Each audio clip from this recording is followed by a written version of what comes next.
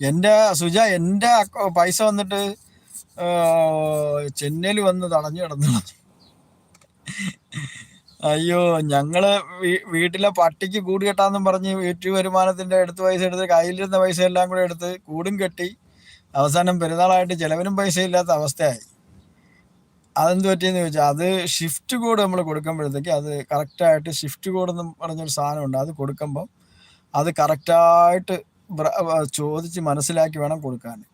ഇപ്പോൾ ഇന്ത്യൻ ബാങ്കിൻ്റെ shift code എന്ന് പറഞ്ഞു കഴിഞ്ഞാൽ അത് ചെന്നൈ ബ്രാഞ്ചിൻ്റെ ഹെഡ് ഓഫീസിൻ്റെ ഷിഫ്റ്റ് കോഡാണ് അവർ തന്നത്. അത് അവിടെ വന്ന് കിടന്ന് 1.5 മാസം പിടിച്ചത് തിരിച്ച് കിട്ടാൻ. 1.5 മാസം പിടിച്ചത്.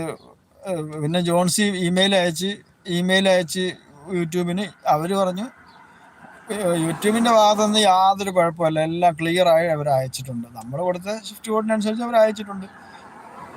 അയച്ചു. അത്